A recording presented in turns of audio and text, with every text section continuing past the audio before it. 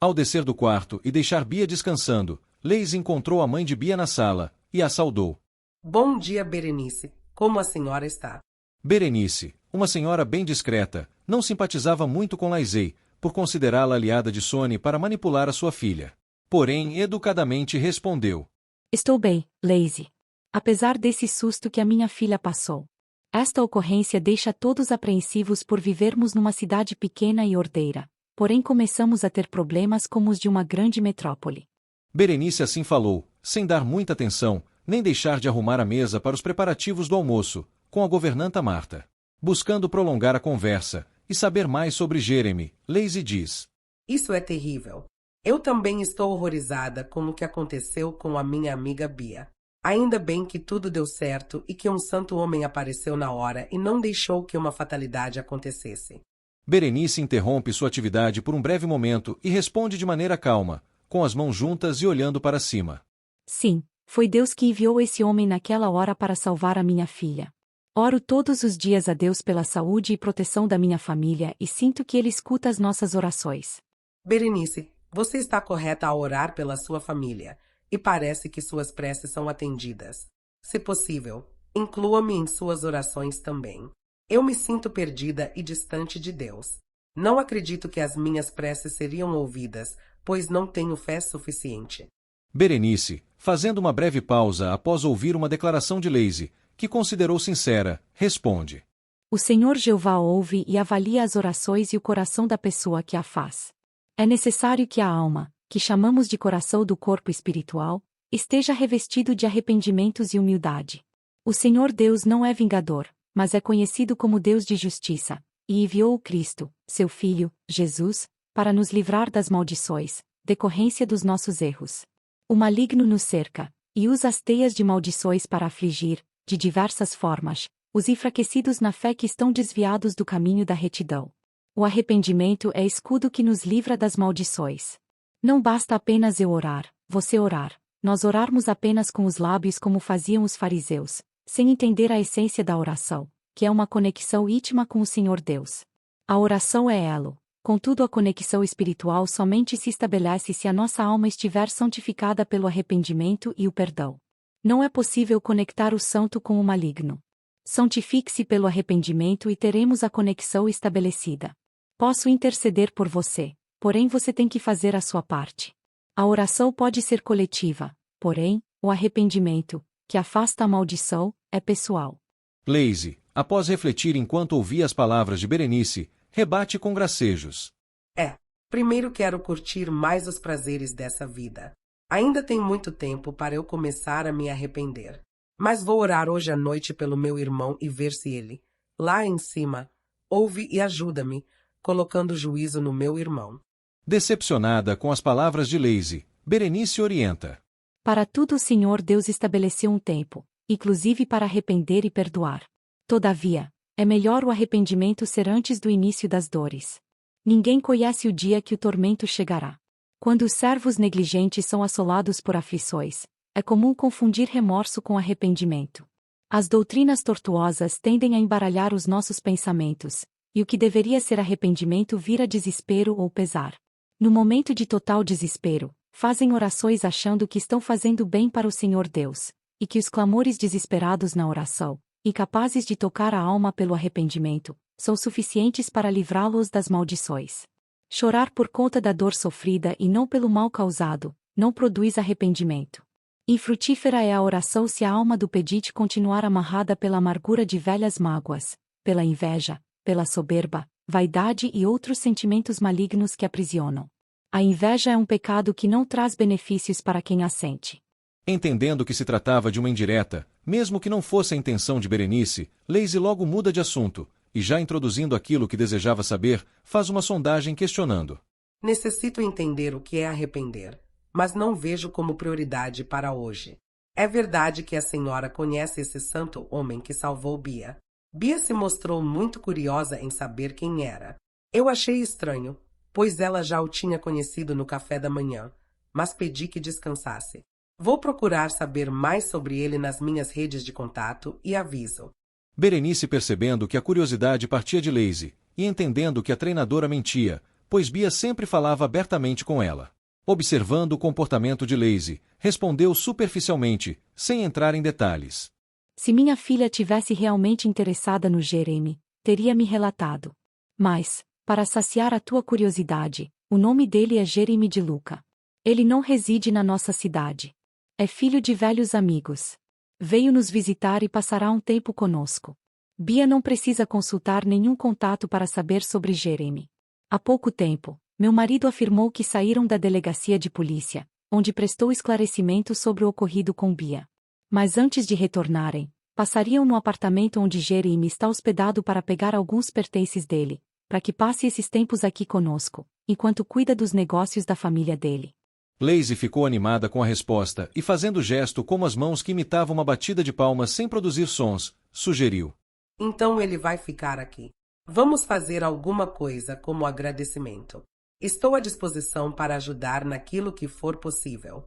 Berenice, vendo o interesse de Lazy, cortou a alegria da moça explicando. Melhor não. Pelo que conheço, ele não gosta de muita badalação e nem de festas. Ele é uma pessoa bem reservada. Se houver algo, tem que ser bem discreto, restrito e simples, pois achará que é uma atração circense, e isso o incomodará. Com um sorriso sem graça e expressão facial de deboche, Lazy falou. Então tá, né? Se ele é uma pessoa muito reservada, é porque esconde muitos mistérios.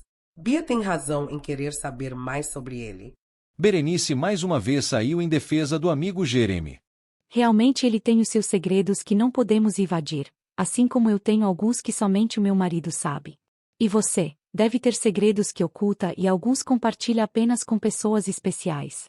No entanto, se você conseguir ganhar a confiança dele, encantar-se-á com o grande coração que ele tem. Eu e o meu marido gostamos dele, e ainda mais agora, pelo que fez por nossa filha, seremos eternamente agradecidos. Lazy se redime da forma como falou de Jeremy, pedindo desculpas. A última coisa que ela queria naquele momento era ter Jeremy como inimigo, por saber que ele falou com seu irmão. Sua intenção era aproximar-se de Jeremy, usando a sua ferramenta mais poderosa, a sedução. Então diz arrependida. Desculpe-me, Berenice. Não foi a minha intenção denegrir a imagem dele. Ainda mais pela boa ação de hoje. Afinal, nem o conheço. Mas, enfim, se fizerem algo discreto e reservado a ele, convidem-me, quero conhecê-lo e agradecer pessoalmente pelo bem que fez a minha amiga. Amigo da minha amiga é meu amigo também. Berenice respondeu já colocando um ponto final na conversa, e se deslocando para a cozinha. Tudo bem. Se algo for feito, pedirei que Bia te convide. Agora permita-me ir à cozinha ver o que está sendo preparado para o almoço. Lazy queria ser convidada para o almoço, mas como o clima ficou um pouco tenso por conta do deslize, não quis se autoconvidar, por entender que o pedido seria negado. Após Lazy sair, a secretária do lar, Marta, que acompanhou a conversa em silêncio, comenta. Dona Berenice, não sei se é impressão minha, mas essa Zinha estava muito interessada no homem que ajudou a Dona Bia. Ela é muito interesseira. Isso ficou bem claro. Berenice ouve o comentário de Marta, tentando controlar o riso, colocando a mão sobre a boca. Enquanto isso, Marta, com as mãos na cintura, imita algumas frases ditas por Lazy. Estava preocupada com a minha amiga. Sei com que ela está preocupada. Queria saber do homem. Não pode ver carne nova que já se assanha toda, E continuou fazendo caras e bocas, com as mãos na cintura e dando uma leve rebolada, levantando os ombros e deixando-os em seguida cair. Coitadinha da minha amiga, minha amiga. Até me emocionei com a preocupação dela pela amiga. Esse olho é vizinho deste outro e ambos juntos dão conta da vida de todos. E conclui com as pálpebras cerradas e olhos já se fechando, que acentuavam ainda mais as rugas. Esse tipinho de pessoa eu conheço muito bem. Berenice, não conseguindo controlar o riso, devido às expressões que a sua secretária doméstica fazia, enquanto arrumava as coisas na cozinha, disse. Marta, controle-se. Mas confesso que não simpatizo com as atitudes estranhas da Lazy, mas isso não significa que não devemos ouvir para saber como pensa para se defender, quem sabe, ainda ajudá-la no futuro. Entretanto, vejo tratar-se de pessoa perturbada espiritualmente falando. Sou suspeita de falar por preferir muito mais as outras amigas da minha filha, Cindy e Anne, mas tudo nessa vida tem um propósito. Devemos observar antes de agir no momento certo. Acho que ela e Sony têm algo que escondem da minha filha Bia. No entanto, pode ser apenas coisas da minha cabeça, coisas relacionadas a sexto sentido, peculiares às mães superprotetoras. Ainda muito agitada, Marta replicou. Eu vi a senhora ensinando-a a respeito do arrependimento. Será que ela entendeu após debochar? Ela não quer ajuda, ela quer o homem. Ela tem fogo debaixo da saia. Tentando controlar o riso por conta dos gestos e dos jargões populares usados por Marta, Berenice replicou. Marta, devemos primeiro buscar entender para poder ajudar. Muitos confundem o verdadeiro sentido do arrependimento e acham que é um ticket para entrar no reino dos céus. Como estão enganados, pois, arrepender-se tem várias fases e não vem do dia para a noite. Arrependimento é sentimento. Sentimento não nasce assim do dia para a noite, mas por meio da prudente reflexão, ação versus efeito. O primeiro passo é entender o que faz, no ato seguinte, conseguir compreender os efeitos dessa atitude na sua vida, e os reflexos na vida do seu próximo. Com um jeito engraçado de falar, colocando a mão sobre a cabeça e coçando-a, Marta diz. A minha cabeça foi um nó, ticket para entrar nos céus, ação e efeito. Complicou esse troço de refletir, faz doer o cabeção. Sei que nem sempre faço o bem que quero. Reconheço que às vezes, as minhas ações machucam pessoas próximas. Marta, o tentador sempre vai te mostrar os prazeres dessa vida, que sempre causam efeitos negativos. Você já deve ter passado por muitas coisas, e isso deve ter gerado experiência para você. Os jovens querem que tudo aconteça imediatamente devido a tal ansiedade. Confundem experiência com maturidade, sendo que experiência exige tempo, e maturidade não significa encontrar-se preparado para tudo nesta vida. Portanto, com experiência e maturidade, aprenderá tudo. Tenha calma. Isso é verdade, Dona Berenice. Minha filha juntou-se com um carinha aí, achava que já estava preparada para casar-se. Quando engravidou, passou por problemas emocionais e eu que tive de ajudá-la. Se dizia madura, na teoria, mas ainda era inexperiente para a vida de casada e de ser mãe. Maternidade pode afetar, sim, o psicológico da mãe. Marta, os nossos filhos acham que sabem tudo, e querem fazer tudo da forma imaginária da vida que eles idealizam, mas na aflição sempre recorrem aos pais, que devem ser o porto seguro. Tudo posso nessa vida, mas nem tudo me convém, já dizia um profeta e reproduzido pelo apóstolo Paulo aos Coríntios. Nem todos foram feitos para ter uma vida de casado ou assumir a responsabilidade da maternidade e paternidade. O apóstolo Paulo era solteiro e o apóstolo Pedro era casado. Como assim? Agora fiquei confusa. Eles eram grandes homens de fé, independentemente do estado civil. Ninguém deve ser avaliado pelo estado civil, mas pelo cumprimento dos dons espirituais recebido. Os casados têm o dever de cuidar da sua família, e isso inclui o dever marital com o seu cônjuge. Eu li algo parecido na Bíblia. Para assumir responsabilidades matrimoniais, temos que nos preparar antes para enfrentar a nova jornada de responsabilidades nesta vida carnal. Isso. O apóstolo Pedro cumpria bem os deveres inerentes à vida de casado, sem negligenciar as responsabilidades com o Senhor Deus. Ele cuidava dos discípulos e sem negligenciar a família, principalmente para que os seus filhos não se desviassem do caminho da retidão, como aconteceu com os filhos do profeta Eli, cuja educação foi negligenciada. Sobre casamento, o Senhor Jesus Cristo nos ensina, por meio da história ilustrativa das 10 noivas. 5 noivas foram prudentes e se prepararam antes para o desafio do casamento e superar as dificuldades peculiares ao matrimônio. Outras 5 foram negligentes, buscavam casamento por obrigação ou por fuga, e acabaram não conseguindo manter-se casadas, e não tiveram as portas abertas para os companheiros. As imprudentes não compreenderam as responsabilidades e desafios da vida de casado. Pena que esse verso serve apenas para as mulheres casadas. Deveria ter uma para os homens também. Marta, as noivas não representam apenas as mulheres e nem os noivos representam apenas os homens. A fé não consiste apenas em ouvir, mas necessitamos refletir. Pela reflexão podemos entender que noiva é qualquer pessoa, seja quem carrega o membro masculino ou feminino. Nem o azeite representa apenas experiência para os relacionamentos matrimoniais, como aplica-se a outros relacionamentos, como os profissionais e sociais. Temos que nos preparar para os desafios que enfrentaremos. Não sabia. Mas a senhora tem razão. Por que motivo não via assim? Meus olhos estavam encobertos para a verdade. De agora em diante vou aplicar esses versos na minha vida, em qualquer situação. Marta, tenho muitos anos de casada com Matias. Porém, sempre trouxe na mente os ensinamentos do nosso Senhor Jesus sobre a noiva prudente.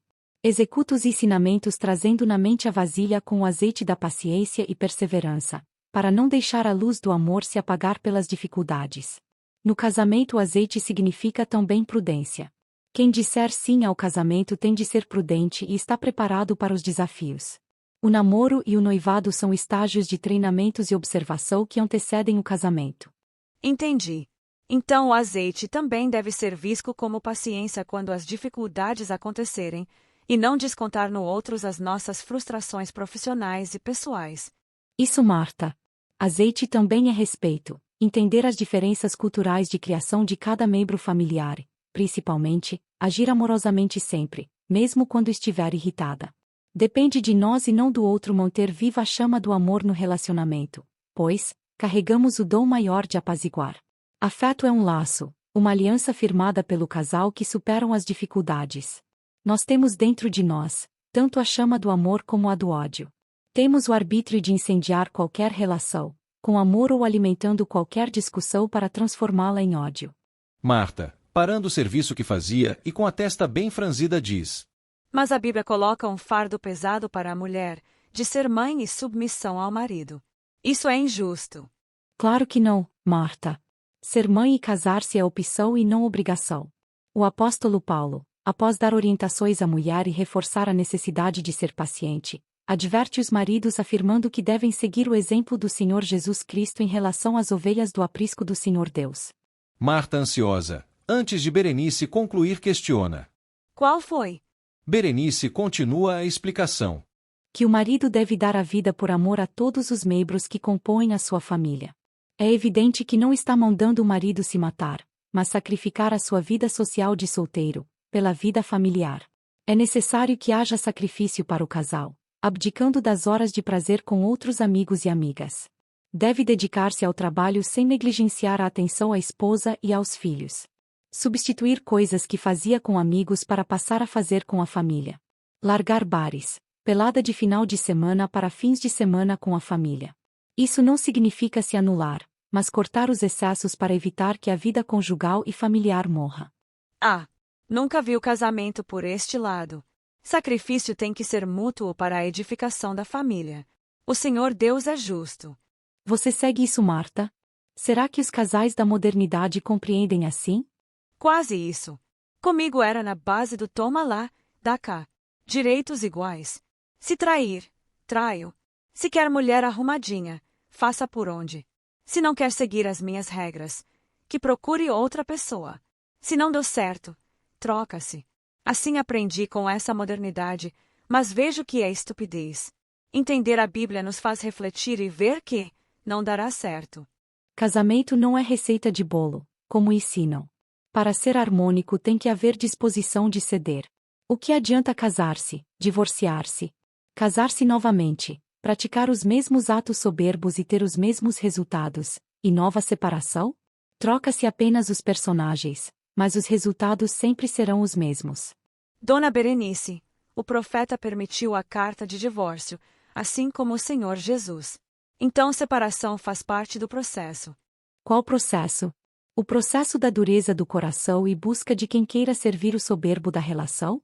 Moisés nos deu o divórcio como exceção e não como regra. Deve ser usado quando o azeite que alimentar a lamparina da esperança da vida de casado acaba. A convivência se torna insuportável, e as rotinas conjugais afetam a saúde mental. Porém é necessário após separar refletir sobre o perfil e condutas para buscar o novo. Tudo começa dentro de nós. Apagar os traumas para a experiência vivida não vire amargura. Observar além do corpo físico, mas ver se a química do diálogo funciona. A regra moderna do toma lá, dá cá não é recepcionada com o amor incondicional ensinado pelo apóstolo Paulo ou como o amar ensinado pelo Mestre Jesus. Amar como desejaria ser amado? Verdade. Por esse lado, quem trai, gostaria de ser traído, independente da justificativa que se apresente pela traição. Quem somente faz algo por retribuição, quer primeiro ser servido. E se eu não fizer, ele fica esperando e eu também. E ninguém se motiva em fazer, fazendo a relação esfriar. Isso. Mulher virtuosa não retribui o mal com o mal, como se isso fosse moeda conjugal. Mulher virtuosa não perde a postura e nem a classe, faz sem nada esperar e quando ver que não está bem o caminhar da relação, divorcia-se, sem vingar-se ou fazer espetáculo público. Onde há diálogo, a relação consegue progredir. Quem trai, peca contra o próprio corpo. O traidor não usa o corpo do traído. Se não consigo perdoar, viro a face e recomeço, como melhores escolhas. Se consigo perdoar, continuo a caminhada. Simples. Não pensava dessa forma. A senhora está certa. Quem trai, mesmo que por vingança, é igualmente pecador. Por isso Jesus nos adverte para evitar seguir os fermentos da hipocrisia, ideologias implantadas pelos seguidores das teorias do acaso, e a lei de Lameque, que exige punir o ofensor 77 vezes mais. Assim como Jeová advertiu a Caim para libertar-se do mal que subjugava a mente dele, da mesma forma nos orienta a livrar-se de qualquer amargura que gere o desejo da vingança. Isso está registrado nas Escrituras Sagradas para o nosso bem e crescimento espiritual. Ouvi sobre essas histórias no livro de Gênesis, porém não havia compreendido que a vingança é um desejo tão pecador como comer a maçã. Vou refletir melhor sobre os versos bíblicos. Obrigada, Dona Berenice. A senhora é uma mulher muito inteligente. Experiência de vida é enfrentar-se os medos sem fugir. Isso promove crescimento espiritual. Ninguém é incapaz, apenas pode ter formado o aprendizado em fontes erradas. O Senhor Deus é a fonte de toda a sabedoria. Amém. Senhor. Após a conversa, continuaram os afazeres para o preparativo para o almoço.